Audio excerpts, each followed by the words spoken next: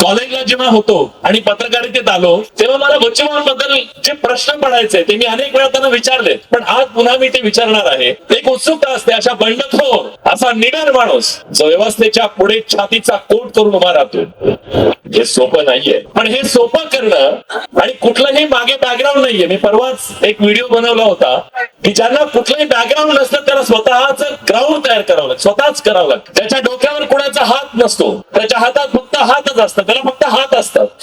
आणि मग आपण कष्टातून स्वतःच्या हिमतीवर आपल्या कष्टाला गॉड बनायचं, त्याला देव बनायचं आणि आपणच आपले गॉड बनायचं आणि मग आपणच आपले गॉडफादर बनायचं. आज हा माणूस सुद्धा असाच स्वतः अनेकांचं गॉडफादर बनलेले बच्चू कडू यांना बोलतं करण्यासाठी मी आज आपल्या इथं आलोय. सुरुवातीलाच मी मनापासून आभार व्यक्त करतो मला इथं बोलवलं त्याबद्दल. पण बच्चू मी या मुलाखतीची सुरुवात करतोय तर माझा पहिला प्रश्न हा आहे, बच्चूभाऊ गुस्सा क्यों आता है? लहान आणि मोठ्याची लढाई.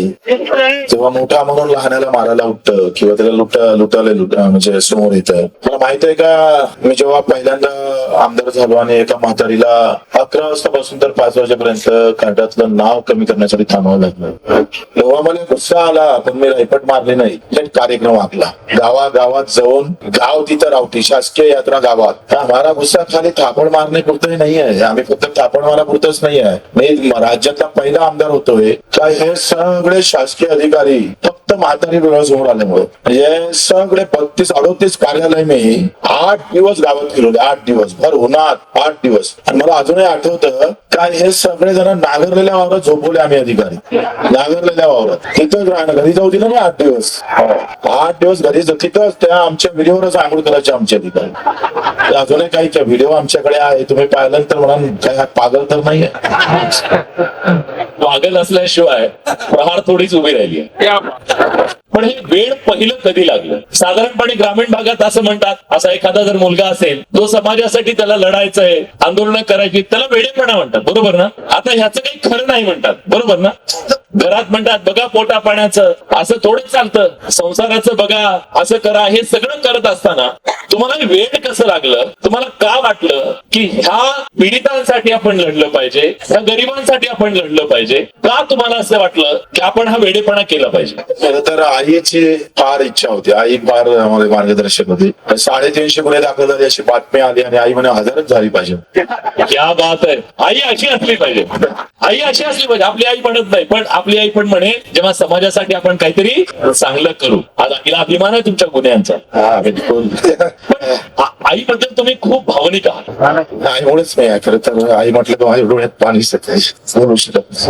तर खूप काय केलं मला, खूप. जे काही आज आपण आहे ना, गाडगे बाबा वाचायला लावला, शिवाजी महाराज वाचायला लावला, हळूच केलं. शिकले किती माहित नाही, पण तिला लोकांची जाण खूप होती, खूप ताकद होती यांच्यासाठी. मला वाटतं मी पहिल्या गुन्ह्यात तडीपार झालं होतं ना, आईने मला डब्यामध्ये दिलं आणि कुठं लपलं पाहिजे हे आईनं सगळं. मला जेव्हा आम्ही एका तहसीलदाराला ठोकलं होतं तेव्हा आईनं मला सगळं पूर्ण, आम्हाला 1 महिना गायब म्हणजे पूर्ण डब्बे 50-60 लोकांचे डब्बे स्वतः आई स्वयंपाक करायचं. आणि एवढं इतकं वाईट काळ होता आमचा. तर माझी बहीण, पैसे नव्हते आमच्या जवळच्या, माझ्या बरोबर तर वारली होती. अशा काळात आम्हाला तिनं साथ दिलेली आहे. मला वाटते का अशी काय म्हणजे फार मुश्किल भेटतं. आणि सकाळी 7 वाजता 8 वाजतापासून कामाला म्हणजे शेतात जायचे स्वतःच्या आमच्या, रात्री 5-6 वाजता यायचं, आल्यानंतर पुन्हा काम. आणि सगळं श्रावणदाळ कोणावर आपण रागवलं पाहिजे किंवा, पण ते मी इतकं दाबून ठेवतो ना त्याला, ते तेवढं जास्त उसळतं उलट. आणि प्रचंड म्हणजे त्या दिवशी मी येवल्याला गेलोय आणि 600 रुपयात कांदा विकायला म्हटलं, कांदे तरी मारा झाला. कमसे कम हे लागले पाहिजे मुख्यमंत्र्याला. अधिकाऱ्यावर कार्यालयावर कांदे मारणं म्हणजे सरळ सरळ मुख्यमंत्र्यालाच कांदे मारणं आहे. आमची काही व्यक्तिगत दुश्मनी नाही आहे, पण जो शेतकऱ्याच्या आणि दिव्यांगाच्या आणि कष्ट करणाऱ्यांच्या, हे आंदोलन जातीपाती धर्माचं नाही आहे, पण यांच्यासाठी जातवाले धर्मावाले उभे राहत नाही म्हणून ती आक्रमकता वाढत चालली आहे. वाढत चालली आहे, तेव्हा आपण अधिक आक्रमक होणं गरजेचं आहे. कारण यांच्या मागे जातच उभी राहत नाही, कोणी धर्मच उभा राहत नाही. म्हणून बच्चू कडू अधिक कणखरपणे कसा उभा राहील ते नेहमी व्यक्त होत राहतं. आणि तो विचार खरं तर जो मला तुम्हाला आठवत असेल तर मी एका दिवशी 4 गुन्हे अलग अलग राज्यात दाखल झाले माझ्या. मला ते नको वाटतं. मला घरचे लोक म्हणते, बरेच कार्यकर्ता म्हणतो, यार थोडं शांत शांत होऊन जात जा. तर ते एकदा ती त्या ह्याच्यात आला ना माणूस, ते म्हणताना ते काय रक्तातच आहे होते. आता काय म्हणजे ते दाबून कसं माणूस कसं दाबणार आहे, तेवढं ते मरेपर्यंत राहीनच तसं, ते काही बदल होणार नाही त्याच्यामध्ये. आम्ही तुम्हाला आमदार होताना पाहिलं, मंत्री होताना पाहिलं, पण तुम्हाला बदलताना आम्ही कधी पाहिलं नाही.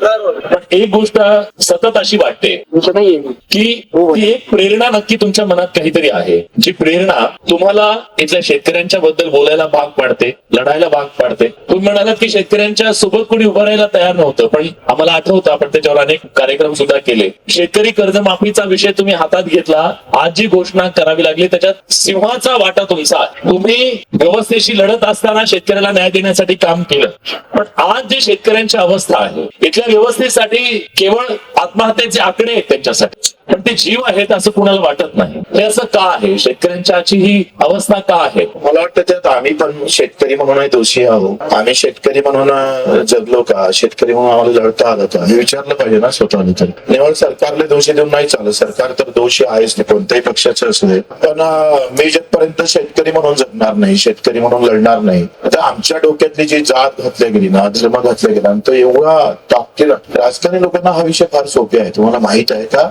एखाद्या जाती धर्माचे विषय घेऊन माणूस इतक्या लवकर मोठा होऊन जातं, आणि एवढ्या लवकर तुम्ही सांगा भाजपाचं 2 ते 3 पक्षाचा खासदाराचा पक्ष, आणि तो लगेच खासदाराचा म्हणजे पक्षाचा मूळ कार्यक्रम काय होता लोकांना माहित नाही, पण भाजपाचा राम मंदिर मात्र कार्यक्रम होता हे माहित आहे. आणि एका राम मंदिरानं किती मोठं यश आपण पाहतोय, भाजपाला दिलं, भाजपसारख्या पार्टीला दिलं. तसेच बाकीचे पण आहे. मला याचा खूप राग येतो कधी कधी शेतकऱ्यांचा. आता मला मेसेज येतं, अच्छे होते रेग्युलर भरणाऱ्यांना 1.5 लाख रुपये माफ झाले पाहिजे. मी संतापांना बोलतोय, मग तुम्ही कधी आलेच नाही आंदोलनात? नाही मी आलो नाही, पण आता यावेळी ही जी हा जो हे आहे ना, शंडपणा म्हणा किंवा ही जी वैचारिक पातळी आहे ना, ही कमी झाली पाहिजे. पण तुमचं म्हणणं आहे शेतकऱ्यांनी जात पात धर्म सगळं विसरून शेतकरी म्हणून एकत्र आलं पाहिजे? बिलकुल. मला असं वाटतं का शेतकरी हा सगळ्याच जातीत आहे, सगळ्याच धर्मात आहे, तो सगळ्या पार्टीतही आहे. आणि एक वेळ त्यांना असं ठेवलं पाहिजे ना की बाबा, जसं आता दिव्यांग आमचं येतं ज्या ताकदीनं, म्हणजे आज आपण पाहतोय तर इथे दिव्यांगाची संख्या फार जास्त आहे, त्यांच्यामध्ये ती एक आग आलेली आहे. ही शेतकऱ्यामध्ये ज्या दिवशी ना, त्या दिवशी बच्चूभाऊची गरज राहणार नाही. एवढी ताकद आहे शेतकऱ्याची. 4.5-5 कोटी संख्या शेतकऱ्यांची. तुम्ही सांगा, आमचं मतदान जास्त शेतकऱ्याचं, शेतकरी म्हणून मतदान जास्त आहे का नाही? कुठल्याही जातीपेक्षा, कुठल्याही धर्मापेक्षा आमचं मतदान जास्त आहे, आमचा आवाज जास्त आहे, आमची मेहनत जास्त आहे, आमचं एका दाण्याच्या 100 दाणे पिकवणारी आमची व्यवस्था, आम्ही उत्पादन आमचं असं आहे, तरी लूट का शेतकऱ्याची जास्त आहे? तो लुटल्या का जातं? ज्याची संख्या कमी आहे त्याला, शेतकऱ्याला लुटून त्याला दिल्या जातं. पण 20 लाख कर्मचाऱ्यांसाठी तुम्ही बजेट मधून 3.5 लाख कोटी रुपये खर्च करता, आणि शेतकऱ्यासाठी 50-60 हजार कोटी खर्च करायला तुमचा जीव जातोय. कारण काय? म्हणजे ते 20 लाख आहे पण जिवंत आहे. ते कर्मचारी म्हणून जगतं ना, ते अधिकारी म्हणून जगतं ना. माझा शेतकरी ज्या दिवशी शेतकरी शेतमधून म्हणून जगन ना, त्या दिवशी सरकारमधलं बजेट जे आहे ना 7.5 लाखाचं कोटीचं, ते अर्ध बजेट माझ्या शेतकऱ्यासाठी खर्च करावं लागेल. हा माझा दावा आहे. ताकद, तेवढी ताकद निर्माण केली पाहिजे. कारण कष्ट जास्त असल्यानंतर लूट आमची का जास्त? ते लूटच आहे. 3,500 क्विंटल सोयाबीन विकावं लागले, तुमचा कापूस 7,000 विकावं लागला, तुरीचे ते आहे. किती करप्शन आहे. कांदा 300 रुपयाने 600 रुपयाने विकावं लागतं. कारण काय अडचण आहे? तुम्ही सांगा, जगाच्या पातळीवर आज तुम्ही सांगताय पिकाच्या भावाला संरक्षण दिलं का नाही दिलं प्रत्येक देशानं? पण आम्हाला का दिलं जात नाही? आणा ना तुम्ही कापूस अमेरिकेतून किती आणाचा आणा, पण आमचे भाव जे ठरले आहे ना, हमी भाव, म्हणून आम्ही नवीन नारा दिलेला आहे. आणि ते कृषी मंत्र्यांच्या घरावर 9 ऑगस्टवर जाणार आहोत, तिथून नारळ फोडणार आहोत, आणि ते या नाऱ्यानं फोडणार आहोत, जय श्रीराम, हिंदू किसान को कब मिलेगा दाम. आणि मुद्दा म्हणून हिंदू म्हणतोय, कारण हिंदुत्वादी सरकार हिंदूच्या भरोश्यावर आलेला आहे. शेतकरी हा हिंदूच आहे हेच आम्हाला सांगायचं. पण जेव्हा निवडणुका येतात तेव्हा शेतकरी वेगवेगळ्या जातीत आणि धर्मात विभागला जातो, आणि त्याची एक ताकद होत नाही.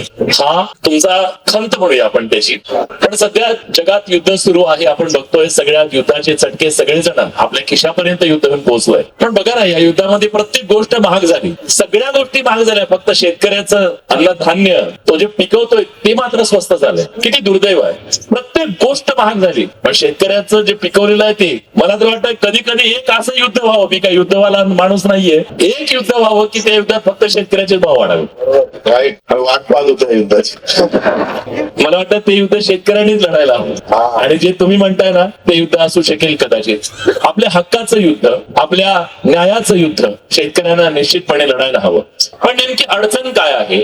आज शेतकरी ज्या अवस्थेत येऊन पोहोचलेला आहे, आपण अनेक वेळा बोललो, या महाराष्ट्रातल्या शेतकऱ्याला आपली किडनी काढून विकावी लागते. या शेतकऱ्याला आपलं घर दार संसार, आपले लेकरं बाळ हे सगळे सोडून फासावर स्वतः लटकावं वाटतंय. इतकी त्याची अवस्था दयनीय का झाली? कोण जबाबदार आहे? सरकार जबाबदारच व्हायचं काही विषय नाही. सगळं म्हणजे ते काय म्हणतो ना, गाडीचं इंजिन जर बाईकला असतं त्यामुळे इंजिन दुरुस्त करू, तर टायर फुटला, इंजिन बेकार झाला आहे, तिची बॉडी पण गेलेली आहे, ड्रायव्हर चांगला बसवला तो पण दारू पिऊन आहे. की नाही? ते पटलं की नाही तुम्हाला उदाहरण? ते सगळं सिस्टम. तुम्ही सांगा, किडनी विकल्यानंतर आपल्या राज्यात किडनी विकावं लागली शेतकऱ्याला, विकावं भाग पडली. विधानसभेतला किती तास? 10 मिनिटं चर्चा झाली विधानसभेत. एवढं वाईट चित्र आहे. किडनी म्हणजे आम्ही आत्महत्या तर केली शेतकऱ्यानं, वावर शेतं विकले, आणि या राज्यातल्या शेतकऱ्याला किडनी विकल्यानंतर ते गाव बंद नाही राहिलं. ते गाव बंद राहण्याची पण मला वाटतं बुद्धी लोकांना आली नाही. ज्या गावातल्या शेतकऱ्याची किडनी बंद झाली तिथं गाव नाही बंद व्हायला पाहिजे, त्या परिसरातल्या लोकांना समोर यायला नाही पाहिजे, काही नाही. पुन्हा पार्टी, पुन्हा जात, पुन्हा धर्म, शाखर कोणत्या जातीचा, मरणारा कोणत्या जातीचा, तो कोणत्या पार्टीचा, हा कोणत्या पार्टीचा. इथं हे सगळं संपून टाकलंय. ते मी सांगतो ना, का बरेच जण असं म्हणतात का जे धर्म जातीसाठी लढतात ते गरीब राहतात, पण जे हक्कासाठी लढतात ते देश श्रीमंत होतात. हक्कासाठी लढणारी माणसंच खतम करून टाकली. मी त्याच मुद्द्यावर येणार आहे.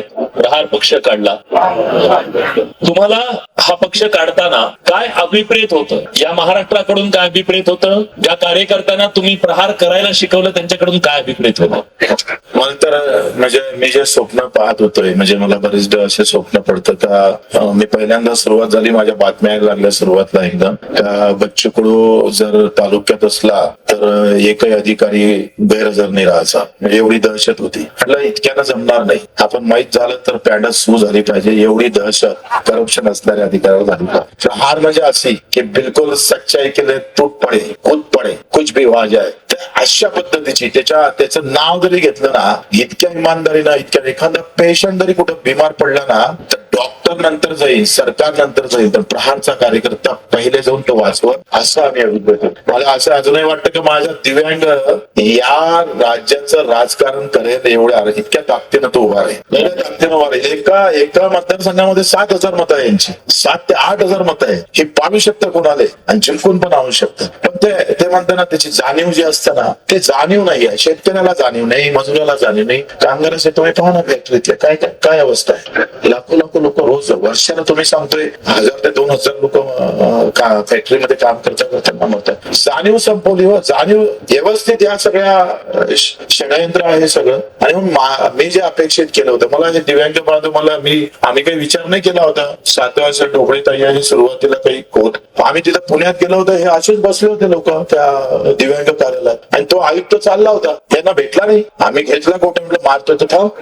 थांबला आयुक्त, गाडी थांबवली. आणि मग आम्ही हे सगळे ना हे कोण आहे, यांची आमची काहीच ओळख नाही. तेव्हा आम्ही 8-9 जण बसलो, एकत्र झालोय. मला वाटतं आयबी रेस्ट हाऊस तिथं बसलो. तिथून ते म्हटलं नाही, दिव्यांगाची संघटना उभी करायची आणि काळ असा येईल त्या दिव्यांग दिसल्यावर अधिकाऱ्यांना म्हटलं पाहिजे लवकर करून टाक बरं काम. आज ते झाला 182 निर्णय. 182 देशातलं पहिलं राज्य आहे 5% दिव्यांगासाठी खर्च होतो. 5% दिव्यांगासाठी खर्च होतो. यात तुमचा सिंहाचा वाटा आहे. मी आधीच म्हणालो की दिव्यांग हा घरात जसा दुर्लक्षित असतो, समाजात दुर्लक्षित असतो, सरकारमध्ये दुर्लक्षित असतो, आणि अनेकदा तर त्याला नकारात्मकरित्या उजब वाटा अशा पद्धतीने हे केला, आणि समाज मग कधी कधी दिलं तर भावना देतो, सहानुभूती देतो. पण तुम्ही त्या दिव्यांगांना उभं करण्याचं काम करताय. पण तुम्हाला असं का वाटलं हा विषय दिव्यांगांसाठी काम करावं असं का वाटलं? विचार आहे ना ते कोणासाठी? तुम्ही सांगा. मी माझा मतदारसंघ सोडून महाराष्ट्रभर फिरलो का नाही फिरलो? पण बरेच आमदार बिल्डरच्या घरी फिरतात, कोणी नातेवाईकाच्या घरी फिरतात. मला आनंद आहे, मला गर्व आहे की मी बच्चू कडू महाराष्ट्राच्या बाहेर पाय टाकला असेल ना,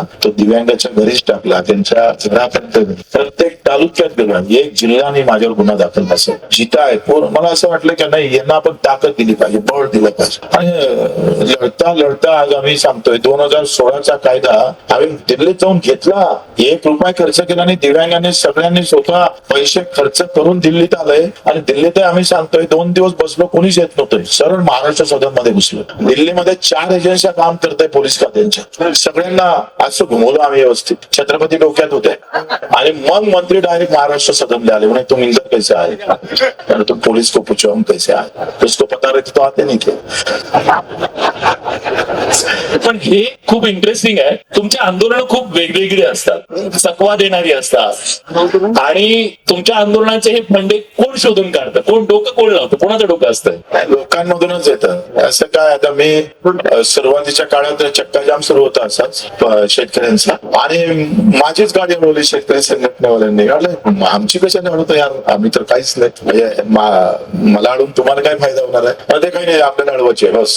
चला आपण, चला उठा म्हटलं, आपण सरळ मंत्र्याची गाडी अडवू. तिथं डोक्यात कल्पना आली, आणि 4 दिवसात उसळताई देशमुख आमच्या पालकमंत्री होत्या, आणि त्याचं घर पाडण्याचं आंदोलन घेतलं. गरज पडायचं, पालकमंत्र्याचं घर पाडण्याचं आंदोलन. आणि आम्ही, मला वाटतं मंगेश देशमुख वेळा बोललो, तर आम्ही काय ठरवलं माहित आहे का, ट्रॅक्टर आणले, पण त्याच्यातले 10 ट्रॅक्टर अमरावतीच्या 2 घरं होते, अमरावती दिशेने पाठवून दिले. सगळी पोलीस अमरावतीला हजर, आणि आम्ही त्यांच्या गावात हजर. रात्री 3 वाजता कलेक्टर, SP तेव्हा त्या कापसाले ग्रेडिंग देत नव्हते, त्याच्यामुळं आम्ही ते आंदोलन केलं होतं. 3 वाजता त्या वसुताईंच्या गावातले कार्यकर्ते कुऱ्हाडी गिराडी घेऊन बाहेर आम्हाला मारायला, आणि आम्ही तिथेच, माझी आई पण आंदोलनात होती. आणि बस आता काही जण स्फोटक होणार होतं, ते कुठच्या कुठे गेलं असतं. कलेक्टर, SP पार सगळं ते SRP वाले वगैरे सगळे आले, आणि बस घंटो का काम. हे 4 मार चक्का जाम करत होते, ते होतच नव्हतं. म्हटलं एका रात्री सोडून टाकू आपण, डायरेक्ट पालकमंत्र्याचं घरचं आम्ही खोदणं सुरू केलं होतं. प्रहार पालकमंत्र्यांच्या घरावरच. पण तुम्ही अनेक अधिकाऱ्यांचे गाल लाल केले, ते काय स्ट्रॅटजी असते म्हणजे तुमची? सत्ता काय राहतच नाही डोक्यात. कधी कधी माझं पण चुकलं, माझे मी एकदा आत्महत्या केलेली आहे, वाचलो त्याच्यातून. हो, मी काय म्हणतोय, घरी आमच्याजवळ पैशाची थोडी संच नव्हती, आणि निंदाला ते गवत काढायला फार पैसे लागत होते. मी काय केलं, मला ते ऐकलं बाबाचं, मी ते गोष्टी चालू होत्या, तर एवढं कसं आपण हे टेस्टर करायचं तसं, तर मी पंप घेतलं पाठीवर, त्याच्यात रॉकेल टाकलं, त्या गवतावर मारलं, ते गेलं भडकून, ते भडकलं, मग गवत साफ झालं. ते भडकता भडकता बाजूच्या शेतात भडकलं, त्यांची ज्वारी भडकली, माझ्या अंगावर मारायला आले सगळं, आणि पुरं गाव आलं. गावाचीच माझी वाडी आहे, सगळं गाव धावत धावत आलं अंगावर. तर काय करावं, ते आईला वडिलाला बोलत होते, भावाला बोलत होते, मूर्खाला आणलं तर आणलं. ते अपमान काही सहन झाला नाही, आणि मी हरलीन त्या विहिरीत उडी टाकून दिली. मला अनाशी पोहणं होतं, उडी टाकली तर घरी, पण जाताना आईचा आवाज आला, बच्चू म्हणून. मग सणकलं डोकं, पुन्हा नाही आता जगाचं आहे, आईसाठी जगाचं आहे. पुन्हा पाईपनं वरती आलं, कोण मारतोय, एकटाच गेलो घरी म्हणून वापस. आईच्या हाकेत किती ताकद असते, आईची हाक जेव्हा येते तेव्हा मृत्यूच्या दारातून सुद्धा परत येण्याची ताकद तिच्या हाकेत असते. पण या अधिकाऱ्यांचे गाल लाल करताना तुम्हाला शिक्षा पण झाली. मला 4 मध्ये आता 3 वर्षाची सजा सुनावली आहे. अलग अलग. तुम्ही काय सांगता जजला, काय सांगता? जज तुम्हाला विचारत असतील ना, तुम्ही मी वकिलांना म्हणतोय की आपण खरं खरंच सांगू, पण ते वकील लोक म्हणते असं खरं सांगून जमत नसतं. आपण मीडियाकडे व्हिडिओ असतात. तुम्ही जे केलं ते खरं सांगितलं तर जज तेवढे चांगले पण नसतात. ते भावनिक विषय आहे तुमचे सगळे. आणि आम्ही त्या मंत्र्यात एकाला मारलं होतं ना, कोण अधिकाऱ्याला, तर एक हार्टचा पेशंट होता, शिवसेनेचा शाखा प्रमुख होता बांद्राचा, जाधव नावाचा. पण तो काही तिकडे न्याय भेटला, तो माझ्याकडे आला, आणि तो मी गेलोय, मला असंच ते सांगितलं, यार हार्टचं पेशंट आहे, मला आता घर सोडायला होते, माझ्या बाईचं ऑपरेशन झालं घरच्या. सगळ्यांकडे गेलो, म्हणे थकलो, तुमचं नाव ऐकलं होतं का, तुम्ही सरळ करता. आणि मी त्याला घेऊन गेलोय मंत्रालयात, तो ऐकतच मारतच नव्हतं. 2 मारल्या कानपडीत पाईप क्लिअर केली मोकळं करून टाकलं काम. मग मारलाय कोण म्हटलं तो मरत होता ना म्हणून इथे मार. ते मेल्यापेक्षा ते मारणं चांगलं आहे ना. कधी काय वाईट आहे. लोक म्हणते मग हातात तुम्ही कायदा घेतला पण त्यानं कायदा तोडला त्याचं काय. तुम्ही पिक्चर कुठला पाहिजे? नाना पाटेकर माझं फेमस प्रहार. नाना पाटेकरच्या प्रहार मधून हा प्रहार जन्माला आलाय. त्यांनी मला एका मुलाखतीत सांगितलेलं होतं. म्हणजे तो अँग्री इंगमॅनचा जो हे आहे आणि अन्यायाच्या विरोधात उभा राहणारा आवाज. तो एक सीन आहे ना कोणता आहे बघ तो तिरंगामध्ये का कशातला आहे. एक विधवा भगिनी असतं आणि त्याला गुंडे छेडत असतं. तिचं लहान पोरग असतं बचाव बचाव करतं. नाना पाटेकर तेव्हा सांगताय कोणाला तो बोबा क्यों चिल्ला रहा है उठा पत्थर मार दे सेने पे. लहान पोरग मारतं गुंडे पडतं. तर हे असंच मी पेट्रोल पंपावर गेलो होतो ते पाहून. हा तेव्हा पेट्रोल भेटायचं नाही. चिठ्ठी आणायला लागत आहे तहसीलदाराची. ते आमची तर एकच पेट्रोल होतं तालुक्या पेट्रोल पंप चांदूर बाजारात. आणि ते काय करायचं तो जास्त विक्री झाला तर दुसरा पेट्रोल पंप इथं मान्य होतं म्हणून तो विकायचा नाही. कमी सेल दाखवायचा. आणि तो सगळं असं हप्त्यातून 2 दिवस मी गेलो. एक दिवस म्हटलं काय पेट्रोल नाहीये. मी गोटा घेतला म्हटलं मारू का नाही दे म्हणे याला देऊन दे. व्यवस्था असंच आहे. कधी कधी नंगा बनना पडता है लेकिन देश के लिए नंगा बनो किसानों के लिए हमारे दिव्यांग भाई के लिए. पण हे कायदा हातात घेणं आहे असं वाटत नाही तुम्हाला? पण कायदा मोडणारी संख्या एवढी वाढली ना त्यांना जरब कायद्याची राहिली नाही. आणि तुम्हाला माहित आहे शिफारस हा या राज्याला देशाला लागलेला कीड आहे. छत्रपतीच्या येसाजीच्या मामाचं काही म्हणजे नातेवाईक कोणाचा तरी दोष झाला हे केलं होतंय. दोषी होते आणि त्याला सजा सुनावत आहे आणि येसाजी शिफारस करताय. आणि येसाजी शिफारस केल्यानंतर महाराज त्याचे 2 हात आणि 2 पाय दोन्ही कलंकित करायला लावतो. दोन्ही तोडायला लावतो. पहिले 2च हात असतं. येसाजी रागवतोय म्हणे हे बरोबर नाही केलं. आम्ही तुमच्या स्वराज्यासाठी सगळं आम्ही धावतोय म्हणे. ही शिफारस जर सुरू झाली तर सजा होणं बंद होत जाईल. देशामध्ये शिफारस हा सगळ्यात मोठा गुन्हा ठरला पाहिजे. आणि आज तुम्ही जर पाहतोय मला इथं एखाद्या विचारा सहज काम कोणाचं एखाद्या कार्यालयात फार आवडीनं करणारा अधिकारी 100तून 2-3 सापडतात. 98-72 असे आहे का ते निवड छळ करण्याचा प्रकार चालू असतो. त्यांचं लक्ष सामान्य लोकांवर आहेच नाही. आणि म्हणून जेव्हा कायदा काम करत नाही ना तेव्हा कुठेतरी या पद्धतीला अवलंबून लागतं. हे चुकीचं आहे. वाईट वाटतं आम्हाला हे. आम्ही काही त्याची फार हुशारकी मानत नाहीये. पण विधानसभेत 10 आपण एखादा प्रश्न मांडतो. सभागृह विधानसभेतून मंत्रालय चालवले पाहिजे तर आता मंत्रालयातून खरं तर विधानसभा चालतंय. त्याच्यानं कधी कधी असं वाटतं का कायदा असून जर काही होत नसेल तर मग हातात कायदा घेण्यात काही मला वाटतं चूक नाही. ते केलंच पाहिजे. नागराज मनोरेच्या सिनेमातला तो पोरगा तुम्हाला आठवत असेल. शेवटी एक दगड उचलतो आणि दगड मारतो व्यवस्थेवर. तर कदाचित तो दगड जो व्यवस्थेवरचा आहे तो दगड कदाचित तुम्ही भिरकवला असेल. पण एकदा मला आठवतं मी आणि बच्चूभाऊ विमानतळावरून मंत्रालयाच्या दिशेनं चाललो होतो. टॅक्सीत होतो आम्ही. आणि आता एवढ्या मोठ्या माणसाला फोन कुणाचे येत असतील. सतत ती फोनवर होते. आम्हाला काही बोलताच आलं नाही.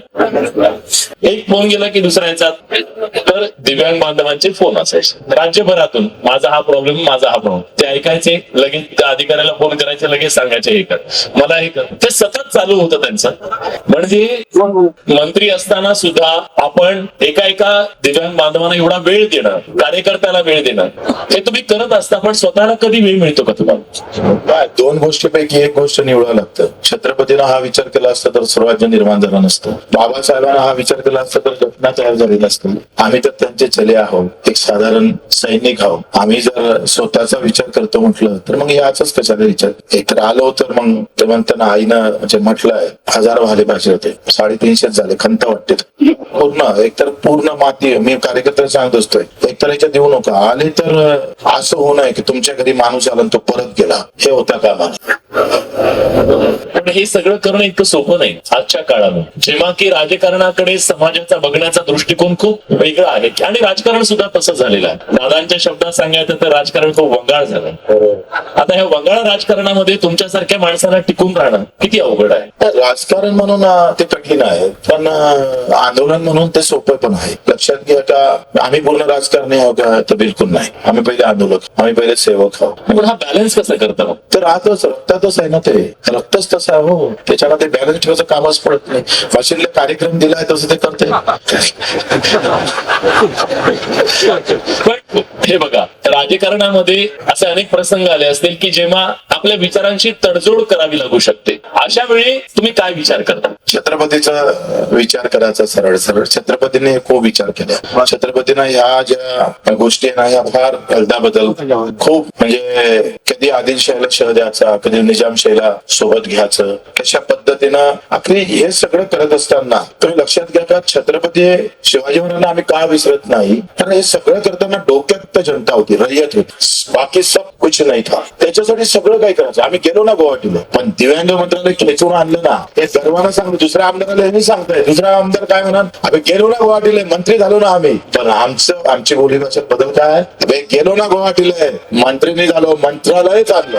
आता महाविकास आघाडी कदाचित तुम्हाला कुतुबशाही म्हणायची आहे आणि महायुती आदिलशाही म्हणायची आहे, तर ह्या आदिलशाही कुतुबशाहीला पर्याय काय? पर्याय तर शेतकरीच आहे, लोकच आहे, मतदारच आहे. तो सध्या परिपूर्ण नाही आहे. त्यासाठी प्रचंड मेहनत, म्हणजे माझी एकट्याचीच नाही, कार्यकर्त्याची, समाजाची, समाज मनाची, ही प्रचंड मेहनतीची गरज आहे. म्हणजे पुन्हा तुम्ही काय होतंय का, असा एक कार्यक्रम होत आहे का, बाबरी मस्जिद पडल्यानंतर शनिवार वडापाळा अशी एक संघटना उभी झाली. म्हणजे पाळण्यातूनच पुन्हा संघटन उभं करायचं किंवा त्या विचारावरच आपण जायचं. माझं असं मत आहे का, जेपर्यंत मुद्द्यावर, प्रश्नावर आम्ही एकत्रित होत नाही, प्रश्नावर एकत्रित होणारा कार्यकर्ता गावखेड्यातली संख्या वाढली तर मतदाराची संख्या वाढेल, आणि मतदाराची संख्या वाढल्यावर मी सांगतोय सत्तेतला बदल झाल्याशिवाय राहणार नाही, ही अपेक्षा आहे. पण तुम्ही हिंदुत्ववादी आहेत की पुरोगामी आहेत? म्हणजे मला असं वाटतं वादी कुठलंच नसलं पाहिजे. वादी राहिला, मी हिंदू आहे, मला त्याचा गर्व आहे, अभिमान आहे, पण मी हिंदू आहे म्हणून मी कोणाला डिवचन, कोणाचं मन मारण असं हिंदुत्ववादी असं. मी त्या दिवशी गेलो होतो, काय ते कापसे, ते काय नाव आहे ते, कापसे, हा ते पैठणीवाले, तर ते मला तिथं विचारलं, म्हटलं हिंदू कसा असला पाहिजे. ज्यानं पैठणी जिवंत ठेवली, हाताने काम पण दिलं, संस्कृती जिवंत ठेवली, आणि अशी संस्कृती कधी लयास गेली होती, आणि त्याच्यातून काम पण दिलं आणि व्यापार पण मोठा केला. हिंदुत्व ही धर्माची व्याख्या असू शकते कुठलाही, म्हणजे यातून देता आलं पाहिजे, काही नष्ट करता कामा नये. आणि मग आम्ही, आमचं हिंदुत्व असं आहे का किसी का कोई बेकार न होने के बाद अगर धर्म हमपा संभालते बहुत अच्छा है, उसे त्याप्रमाणे आम्हाला जावं लागेल. आमचं हिंदुत्व म्हणजे वादी किती हा विषय आम्ही पहिलेच लिहिलं, राष्ट्रप्रथम तेच वाजत होतं, राष्ट्रप्रथम. हा तेच आमच्या भावनाच ते आहे. जपान ज्या पद्धतीनं, तुम्ही सांगा जगातले काही देश जिथं जात पात धर्म नाही, त्या देशाची प्रगती मिळणार. काय होतंय का, जिथं धर्म आणि जातीचे प्रश्न आले तिथं गरीब अधिक गरीब होत गेला, कारण त्याला जातीच्या आणि धर्माच्या प्रश्नावर लढायला लावलं. पण ह्या आदर्श विचारांना आजच्या राजकारणात स्थान आहे? हा वा स्थान आहे, मेहनत थोडी कमी पडतंय. आमचं थोडीशी नाही म्हटलं, मी जनतेवर दोष देणार नाही, आम्ही थोडं कमी पडतो की काय, तपासलं पाहिजे आम्ही. खरं तर ज्या मेहनतीनं मीडिया झाला, आम्ही झालो, या सगळ्या गोष्टी तुम्ही जर पाहिलं तर ज्या गोष्टी आमच्या झाले पाहिजे त्या लोकांपर्यंत त्या नाही गेल्या, त्या न गेल्यामुळे आमच्या प्रतिसाद जो भेटायला पाहिजे तो नाही भेटू शकला, असंही होऊ शकतं. पण बडे मुद्देमध्ये तुम्हाला कायम स्पेस असते बच्चू भाऊ, आणि तुम्ही वेळ देता त्याच्याबद्दल तुमचे मनापासून आभार. पण एक गोष्ट, ते पैठणीचा विषय निघाला म्हणून विचारतो, वहिनीनं पैठणी दिली तुम्ही कधी? खूप संवेदनशील विषय आहे हा. वस्तूपुरता वस्तूवर प्रेम करणारी लोक आम्ही नाही आहे, खरं तर विचारावर प्रेम करणारी आहे नाही ना, त्याच्यामुळे पैठणी बहुत बड़ी बात नहीं है. हम जिस विचार से चल रहे ना, वो पैठणी से भी भारी है. पण हे तुमचा विचार झाला, सामान्य माणसाच्या पत्नीला असा नवरा मिळणं आणि हे खूप अवघड कठीण काम आहे. म्हणजे साध्या गोष्टीसाठी मित्रांसोबत जाताना सुद्धा 10 वेळा विचारून जावं लागतं, सांगून जावं लागतं, किंवा कुठे गेला होता हा प्रश्न सगळ्यांच्या वाट्याला असतो. जो माणूस महाराष्ट्राला सगळं आयुष्य वाहून घेतलं तुम्ही, हे किती कठीण आहे. आपल्या सहचारणीची साथ, आपल्या कुटुंबाची साथ, या सगळ्यामध्ये. तर नैना म्हणजे शब्दाची धनी आहे, प्रचंड अभ्यास आहे, आध्यात्मिक असू दे सगळ्या गोष्टीचा, आणि आम्ही कर्माचे धनी झालो आहे. आणि हे फार जोडीचा म्हणजे व्यवस्थित ते बसलेलं आहे. तिचे खूप खरं तर ते म्हणजे संसार म्हणून जे सुख पाहिजे ते मला नाही वाटत, म्हणजे एक जोडीदार म्हणून आपण द्यायला पाहिजे, ते नाही देऊ शकलो. पोराला देऊ शकलो नाही किंवा पत्नीला देऊ शकलो, घरच्या आई भावाला पण आम्ही देऊ शकलो नाही, तितका वेळ नाही देऊ शकलो आपण. पण कसं आहे, बेकार कधी खंत कधी वाटली असते तेव्हा त्यांच्या या विषयावर त्यांनी स्वतःला वाईट वाटून घेतलं असतं. तर त्यांना वाईट वाटत नाहीये म्हणून आम्हाला त्याचं वाईट वाटायचं काही कारण नाही आहे. ती खंत असू शकतं, पण मला वाटतं त्या सगळ्यांचा प्रतिसाद आहे, आशीर्वाद आहे, म्हणूनच आम्ही हे सगळं करतो. आणि मी तर माझी बायको तर गुरुच्या स्थानी आहे. ती एवढी म्हणजे कधी कधी एखाद्या वेळेस तुम्हाला माहित असेल, बावनकुळे जेव्हा आले होते तेव्हा बावनकुळे असं म्हटलं का तुम्हाला आता उपोषण सोडा, पुन्हा करता येईल उपोषण. तेव्हा नैनाचे शब्द बावनकुळे मेल्यावरही विसरणार नाही. आम्ही त्यांचा तो रौद्र अवतार पाहिला होता जेव्हा हे सगळं चालू होतं. पण एक गोष्ट आहे, जसं कुटुंबाची तुम्हाला साथ आहे तसं हे एक तुमचं कुटुंब बनलंय. अशी अनेक माणसं आहेत जे पडद्याच्या मागून हा प्रहारचा सगळा तंबू धरून आहे. जशी ही खांब आहे, हा वरचा टेंट जसा त्या खांबाने धरलाय, तशी अनेक ही माणसं आहेत ज्यांनी प्रहार उभं केलेला आहे. कदाचित ती पडद्याच्या मागे सुद्धा असतील, काही पडद्यावर सुद्धा असू शकतात. कार्यकर्ता तुमच्यासाठी काय आहे? कार्यकर्ता नाही तर बच्चू कडू काहीच नाही, झिरोच आहे. म्हणजे कार्यकर्ता आहे म्हणून सगळं काही आहे. तुम्ही सांगा, बगैर पैशाचे लोक आले, एवढी गुन्हे दाखल होऊन गेली आणि एवढं जपलं कार्यकर्त्यानं. माझ्यासारखा भाग्यवान मला तर नाही वाटत छत्रपती नंतर कोणी असेल, मीच एक भाग्यवान आहे कार्यकर्त्याच्या बाबतीत. पण इतर कार्यकर्त्यांमध्ये आणि तुमच्या कार्यकर्त्यामध्ये फरक काय? रेस्ट हाऊस वर भेटत नाही, जे दवाखान्यात भेटणारे कार्यकर्ते, रक्त देताना भेटणारा कार्यकर्ता, आंदोलनात भेटणारे कार्यकर्ते कमी जास्त असू शकतात, असं नाही आहे की सगळेच तसे आहे. पण माझा कार्यकर्ता, आता मी 117 वेळा रक्तदान केलं असेल तर याच्यातल्या अर्ध्याधिक कार्यकर्त्यांना 40 ते 50 वेळा रक्तदान केलेलं आहे. हा कार्यकर्ता बिअर बार मध्ये भेटला नाही, हा आम्हाला रक्तपेढीत भेटला आहे, हा रक्तदान शिबिरात भेटला आहे, हा आरोग्य रोग निदान शिबिरात भेटला, आंदोलनात भेटला. तुम्ही सांगा, आज रंगपंचमीने सुरू केलेलं आंदोलन 12 महिने झाले, 1 वर्ष. 1 वर्षात आम्ही आंदोलन किती केलं? कर्जमाफीला 15 आंदोलन केलं.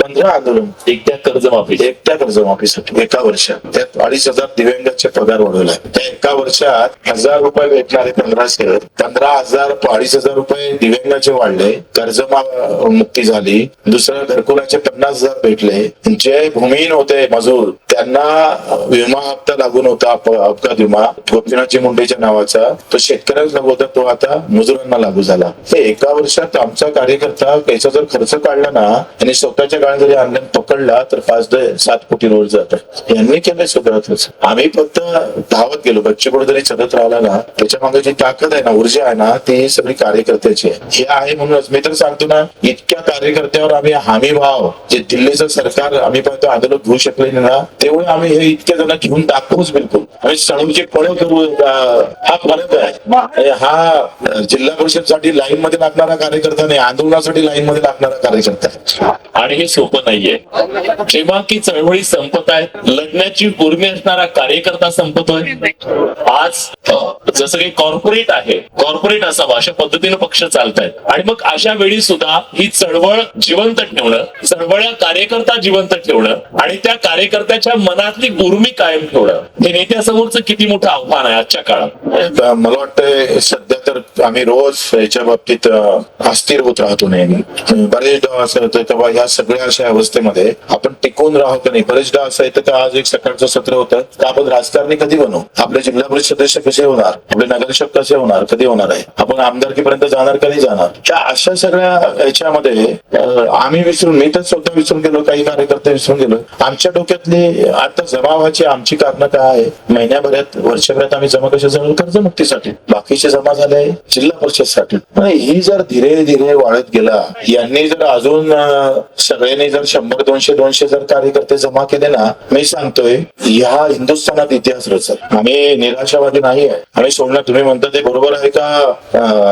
एकंदरीत पक्षाची राजकारणाची वाटचाल अतिशय विचित्र अवस्थेमध्ये जात आहे. पण आज इथं असतात, उद्या तिथं असतात. आपण तर बघितलं, सकाळी, दुपार, संध्याकाळ आणि रात्री असे अष्टप्रहर म्हणायला हरकत नाही. कधी कोण कुठल्या पक्षात असेल, निवडणुकीत तर आपण ते ओंगळवाणं चित्र बघितलं आणि कुटुंबातच सगळं हवं याचा अट्टहास सुद्धा आपण सगळ्यांनी बघितला. पण ज्याला कुठल्याही प्रकारचं बॅकग्राऊंड नाही, ज्याचा कोणी गॉडफादर नाही, अशा माणसासाठी राजकारण आज काय बनलंय?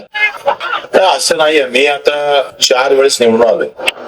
तेव्हाचा काळ म्हणजे जसं तुम्ही, मला आठवतंय तुम्ही दुष्काळ पडल्यानंतर आता नैसर्गिक आपत्ती झाली, फार पूर, तुम्ही स्वतः ग्राउंडवर जाऊन ते रिपोर्टिंग करत होते आणि सरकार समोर ते सगळं डायरेक्ट लोक शासनापर्यंत नेत होते. तसं हे कठीण आहे. वास्तविक इतकीच मेहनत तुम्ही जाती धर्माच्या एखाद्या मुद्द्यावर केली असती तर चॅनल अधिक थोडस म्हणजे त्याला अधिक हे भेटले असते. तर तुम्ही तो जे मुद्दे घेतले ना, जे शेतकऱ्यांचे मुद्दे असेल, दिव्यांगाचे, तिथे जाऊन जे काही तुम्ही दाखवण्याचा प्रयत्न केला. हे फार कठीण आहे. याच्यातून तुम्हाला आर्थिक किंवा काय म्हणतात त्याला तुमच्या चॅनलची किती गती वाढवून हे माहित नाही, पण आशीर्वाद मात्र नक्की भेटले. मला एक सांगा का आम्ही राजकारणामध्ये हे दिवस आणून पाहतोय. आम्हाला आशा आहे का एक दिवस असा येईल का लोक धर्म जातीपेक्षा मुद्द्यावर प्रश्नावर एकत्रित येऊन त्या प्रश्नावरच वोटिंग मारेल आणि तो दिवस आम्हाला पाहायचा आहे. तसा तुकडोजी महाराज म्हणायचे का लाकडाचा देव त्याला अग्नीचा भेव, सोन्या चांदीचा देव त्याला चोराचा भेव आणि दुधाचं देव त्याला मांजरीचं बोक्याचं भेव. आम्ही लोकांना सांगतोय राजकारणी देव त्याला मतदाराचा भेव. मतदाराची भीती तयार झाली पाहिजे आणि मतदार हा मुद्दा घेऊन उभा राहायला पाहिजे, जात आणि धर्म घेऊन नाही.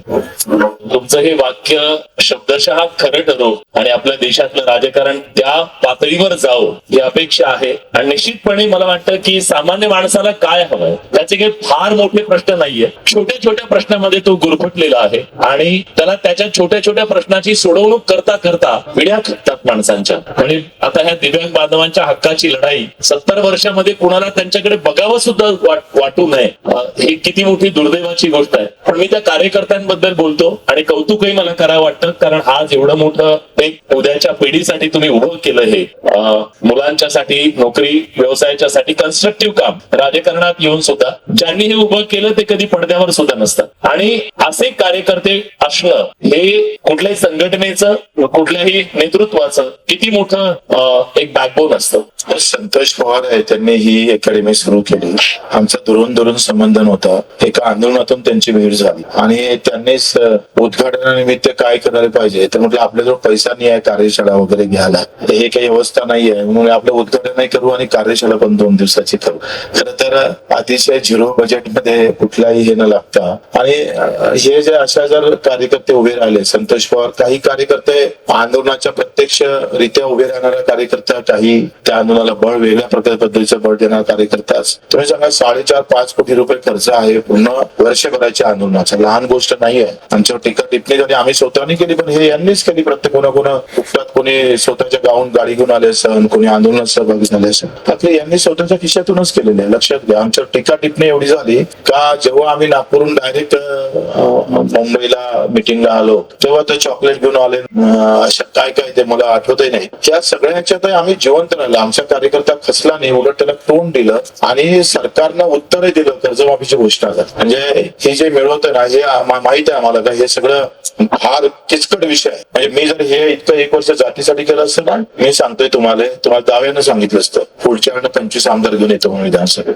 पण मी शेतकऱ्यांसाठी लढतोय म्हणून मला तो दावा करता येत नाही, कारण ती शुद्धता, ती पवित्रता अजून घ्यायची आहे लोकांना. त्याला वेळ लागेल. तर मुद्दा आम्ही ते विषय सोडणार नाही, पण तो सोडला तर हे मांडणारं कोणीच राहणार. मी तुमच्या या मताशी पूर्ण सहमत आहे. महाराष्ट्राच्या राजकारणामध्ये ज्यांचे 20, 30, 40, 50 आमदार आहेत त्यांना सुद्धा ती ताकद उभी करता आली नाही शेतकरीच्या प्रश्नावरती, की सरकारनं निवडणुकीला सामोरं जात असताना हे आश्वासन दिलं होतं आणि त्या आश्वासनाची पूर्तता कधी करणार आहात हा डोळ्यात डोळे घालून प्रश्न विचारण्याची हिंमत त्या सगळ्या फाटक्या कार्यकर्ते, चांगल्या अर्थानं म्हणतोय, तुम्ही सगळ्या सामान्य कार्यकर्त्यांनी निर्माण केली. एक आंदोलन उभं केलं आणि एक विरोधी आवाज उभा केला. सरकारला त्याची दखल घ्यावी लागली. ठीक आहे, बच्चूभाऊंनाही ते राजकीय शहाणपण नक्की आहे की कुठलाही प्रश्न एका रात्रीत सुटत नसतो, तो हळूहळू सोडवावा लागतो आणि टप्प्याटप्प्यानं पुढे जावं लागतं. एका रात्रीत सगळा देशही बदलू शकत नाही, समाजही बदलू शकत नाही. ते मॅच्युरिटी तुम्ही दाखवली आणि जे यश मिळाले ते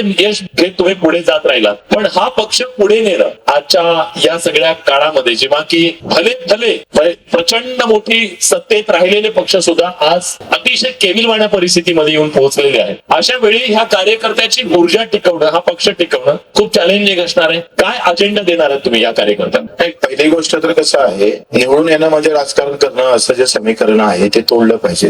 राजकारणामध्ये आमचे मुद्दे, सामान्य माणसाचे मुद्दे राहिले पाहिजे, हे सुद्धा राजकारणाचा भाग असू शकतात. म्हणजे आपण काय म्हणतोय, राजकारण म्हणजे काय तर 4 आमदार झाले म्हणजे पार्टी मोठी. पण आम्ही दाव्यानं सांगतोय त्या सगळ्या पार्टीपेक्षा राजकीय तर तशी सामान्य माणसाची पार्टी कोणती मोठी असेल तर ते प्रहार शिवाय महाराष्ट्रात दुसरी सापडू शकते. ही वस्तुस्थिती आहे, हे समजून घेतलं पाहिजे. पाहिजे आपण. आता ते समजदार ते समज असेल तर समजदार, नाहीतर लोक सांगा ज्या पार्टीचे विरोधी पार्टीचे 10 आमदार 10 खासदार आहेत त्यांना आंदोलन करता आलं नसतं का कर्जमाफीचं? करता आलंच, आमच्यापेक्षा जास्त ताकदीनं करता आलं असतं. पण त्यांच्याजवळ ती ताकद असताना ते करू शकले नाही आणि आमचा एकही आमदार नसताना आम्ही ते लढू शकलोय. हेच तर राजकारण आहे. हे राजकारण खऱ्या अर्थानं पण तुम्हाला भीती वाटत नाही? यार तो हमें यार हमको डरता है ऐसी अवस्था है. मी भीती तर माझ्या डोक्यात तुम्ही सांगा, मी एका 5 मिनिटात तर विहिरीत तुरी टाकू शकतोय, तर सरकारच्या टाक्यात टाकायला वेळ लागतं का मला? मग तुमची भीती वाटते सरकारला? बरेचदा वाटते. बरेच मंत्री पाहिले ते सांगत नाही नाव, ते बेकार होऊन असलं. पण ते तुम्ही जेव्हा आंदोलनाची घोषणा करता तेव्हा त्यांच्या पोटात गोळा येतो? आम्ही म्हणजे इतका आता आम्ही जय श्रीराम म्हटल्याबरोबर, कारण यांनी जय श्रीराम मतासाठी केला. तुम्ही पाहिले कुठे जा तर भाजपवाले जय श्रीराम, आपला रामराम होता पण आमच्या डोक्यात टाकला जय श्रीराम. म्हटलं ठीक आहे, आमचा जय श्रीराम आहे पण तो भावासाठी आहे, शेतकऱ्याच्या हमी भावासाठी आहे. पंचायत केली का नाही केली? आपण व्यवस्थित पंचायत केलेली आहे आणि जय श्रीराम घेऊनच आम्ही अयोध्याला पण जाणार आहोत, तिथं महायुती करणार आहोत. तुम्हाला भाजपमध्ये याची ऑफर देतील ते? कारण सध्या असं आहे, लढणाऱ्याला एक तर कन्व्हिन्स करा किंवा मग त्याला सोबत घ्या ना, असं होऊ शकतं. मग काय करणार? नाही, मला असं वाटतं त्याची गरज नाही आहे. जसं आम्ही दिव्यांग मंत्रालय आणलं, आमची लढाई हमी भावाची आहे. हमी भाव जर झाला तर आम्ही जो म्हणतोय, जसं राज्य सरकारनं 11,000 रुपये म्हटलं कापसाच्या भावाची शिफारस केली आणि केंद्रानं 8,000 केलं. 50% नफा धरून जे पक्ष शेतकऱ्याला भाव देईल त्याच्या पार्टीच्या आम्हाला किमान त्याचं मान राखण्यापुरते तरी आम्ही जाऊ, काही खराब होते काही हरकत नाही. माझ्या शेतकऱ्याला जर भाव भेटत असेल 50% नफा धरून, आमची लढाई त्याच्यासाठी आहे. आम्ही गेलो नाही का गुवाहाटीला, पण नंतर काय शिंदे साहेबांचे झालो काय, निघालो बाहेर, पुन्हा शिंदे साहेबांवर सुरू झालो वाद. छत्रपती साहब महाराज ने तो ये किया ना, गए थे उनके कुछ दिन रहे, फिर बाद में उन पर ही तलवार निकाली के महाराज काढली. भाजप जर देत असेल ना उद्या आमच्या शेतकऱ्याला हमी भाव, माझ्या शेतकऱ्याचे जर आसू पुसत असेल आणि आत्महत्या जर थांबत असेल, तर बच्चू कडूची हे का राजकीय आत्महत्या म्हणून सहन करू ना, करू. आमची इच्छा नसताना करू. देत असेल 50% नफा धरून भाव, सगळ्या प्रश्नाचे उत्तर जर सुटत असेल, आम्ही तर मी सांगतो राजकारणच सोडून देऊ ना. हो काय गरज आहे? एक आंदोलक कार्यकर्ता म्हणून जिवंत राहील बच्चू कडू. सामान्य लोक कुठल्याही पक्ष असू दे, अखेर आमचं लक्ष काय आहे? तुम्ही आमचं लक्ष काय आहे? या सामान्य माणसाचं हित, शेतकऱ्याचा त्याला कष्टाला भाव भेटला पाहिजे. तो कुठल्याही पार्टी भेटत असेल, देत असेल, केवढं मोठं यश आहे ते. आमच्या आमदारकी मंत्रिपदापेक्षा मोठं यश आहे. कदाचित ते किती लोकांना कार्यकर्त्याला पटणार आहे नाही आहे मला माहित नाही, पण जर हे पहिले भेटत असेल हातावर, तर मला वाटतं याच्यासारखं मोठं यशच नाही. साधारण 3 दशकं झाली, 25 वर्ष तरी, म्हणजे 30 वर्ष झाली. हा, 40 वर्ष 40 वर्ष झाली प्रत्यक्ष राजकारणात आणि ही 40 वर्ष.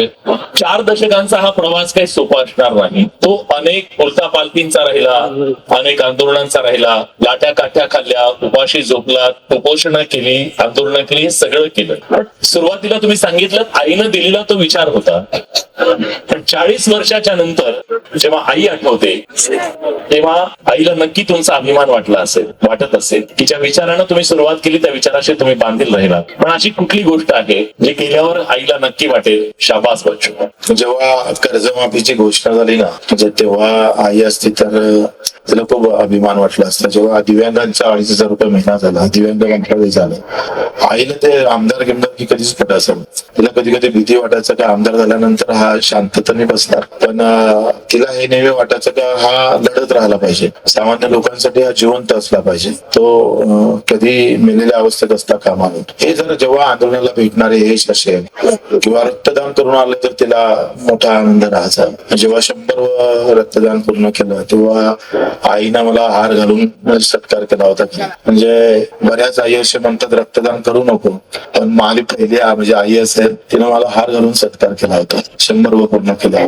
तिला याच्या त्याच्यात खूप रस हे होता, आनंद तिने खूप चटके सहन केले होते. आमदारकी किंवा डोक्यात नव्हतीच आमच्या घरात कोणाचं. माझा मोठा भाऊ पण संघटनेत होता, पहिला बीएससी ची पहिली बॅच, आणि ते नोकरी सोडून संघटनेत शरद जोशी साहेबांसोबत काम केलं. आणि आमचा सगळ्यात मोठा भाऊ जर नोकरीवर लागला असता तर आमचे सगळे नोकरीवर गेले असते कदाचित. पण ते आंदोलनात गेले, मी पण शेवटच्या आंदोलनात गेलो. म्हणजे ही घरातली जी अवस्था आहे ना, ही फार मला अजूनही आठवते. आमच्या घरी ज्वारी राहायची आणि दुष्काळ पडताना वडील ते पूर्ण वाटून टाकायचे. आमची घरची जे शेकडं राहायचं ते अँब्युलन्स सारखं काम करायचं त्यावेळेस. हा बाळकडून जो भेटला तो परिवारातूनच भेटला आहे. आणि तिला त्या राजकारणापेक्षा हा ज्या आंदोलनातलं यश आहे ना, याच्यासाठी ते खूप आनंदी झाले असते. त्या माऊलीचा आईचा बच्चू आज किती मोठा झालाय आणि इतक्या हजारो लाखो लोकांचा आधार बनलाय, हे पाहिल्यावर त्या माऊलीला नक्की अभिमान वाटला असेल. आणि मी तर म्हणतो या महाराष्ट्राचं भाग्य आहे की तुमचा मोठा भाऊ मग नोकरीला लागला, कारण ते नोकरी लागली असते तर तुम्ही कुठेतरी नोकरी लागले असतात आणि सकाळी 10 ते 6 नोकरी करून तिथेही तुम्ही भांडणं केलीच असते. तुम्ही लोकांना काही पैसे खाऊ दिले नसते. पण तरी सुद्धा या महाराष्ट्राला एक उमदा नेता, रांगडा नेता मिळाला नसता. आज तुमच्या रूपानं एक दगदगती मशाल या महाराष्ट्रामध्ये तेवत आहे, जी नैतिक मूल्यांवरच आधारित राजकारण करू पाहतीये. इथल्या तरुणांच्या मनात प्रस्थापित राजकारणानं कितीही नकारात्मक भाव निर्माण झाला तरी आपण लढू शकतो आणि तत्वाला आजही राजकारणात स्थान आहे हे तुमच्या कृतीतून तुम्ही दाखवून देताय. त्यामुळे या महाराष्ट्रातल्या तरुणाला एक आशा सुद्धा तुमच्या या प्रहारच्या माध्यमातून असेल किंवा तुमच्या राजकारणामधून नक्की आहे. आणि आजही सामान्य माणसाचा मुद्दा इथल्या राजकारणाच्या केंद्रस्थानी कधी ना कधी आणून इथल्या व्यवस्थेला त्यावर विचार करायला भाग पाडलं जातं. ही प्रहारची मला वाटतं खूप मोठी ताकद तुम्ही निर्माण केलेली आहे. ही ताकद आणखी वाढावी, बहरावी आणि या तुमच्या कारवा ज्याला आपण म्हणतो त्या कारव्यामध्ये अनेक लोक सहभागी व्हावेत ही अपेक्षा व्यक्त करतो तुमच्या या सगळ्या टीमला लढायला. कारण तुमचं लढणं सुद्धा यांच्यासारखंच आहे, पण तुमच्या सगळ्या कुटुंबाचं लढणं. आजच्या राजकारणात मी काही नकारात्मक बोलणारा माणूस नाही, पण एवढ्या परिस्थितीत सुद्धा तुम्ही जे लढताय त्याला मात्र दाद द्यायला हवी. कारण आज हे लढणं काही सोपं नाहीये. खरं तर ही मुलाखत नव्हती, अशी पार्ट्या मांड्या घालून मुलाखत केलेली मला वाटतं महाराष्ट्रातली कदाचित पहिली मुलाखत. पण हा एक प्रवास होता, एका जिद्दीचा, एका संघर्षाचा आणि सामान्य माणसाच्या बद्दलच्या संवेदनशीलतेचा. आज जग, मी, माझं कुटुंब आणि फार तर माझा समाज याच्या पलीकडे बघायला तयार नाही. अशा वेळी ज्याच्याशी रक्ताचं नातं नाही, ज्याच्याशी कुठली ओळख नाही, पाळख नाही, अशा माणसासाठी आपण लढावं म्हणणं आणि त्याच्यासाठी स्वतःच्या पोटाला पीळ पडेल आणि जीव धोक्यात येईल इतकं उपाशी राहणं, पोटात आग असताना सुद्धा लढत राहणं हे सोपं नाहीये. आणि ही लढाई तुमच्या सगळ्यांच्या साक्षीनं, तुमच्या सगळ्यांच्या साथीनं सुरू आहे आणि ही लढाई महत्वाची आहे लोकशाहीमध्ये. या लढाईसाठी बच्चूभाऊ तुम्हाला खूप साऱ्या शुभेच्छा. हा विचार प्रहार एक विचार आहे आणि प्रहार हे एक आंदोलन आहे. मला वाटतं पक्षापेक्षा हे एक आंदोलन आहे आणि हे आंदोलन सामान्य माणसाचा प्रश्न, सामान्य माणसाचा अधिकार मिळवून देण्यासाठीचं हे आंदोलन आहे. आंदोलनाचं रूपांतर पक्षात जरी झालेलं असलं तरी हे आंदोलन एका यशाच्या दिशेनं असं जात राहू, त्याला ताकद मिळत राहू ही शुभेच्छा, सदिच्छा देतो आणि आपल्या सगळ्यांची मी रजा घेतो. खूप खूप धन्यवाद. तुम्ही अनेक गोष्टी बोललात त्याबद्दल धन्यवाद. विलास भाऊ आपण आले, म्हणजे तुम्ही स्टुडिओ सोडून आणि मुंबई सोडून इथं आले, तर सगळ्यांना एकदा टाळ्या वाजवा विलास.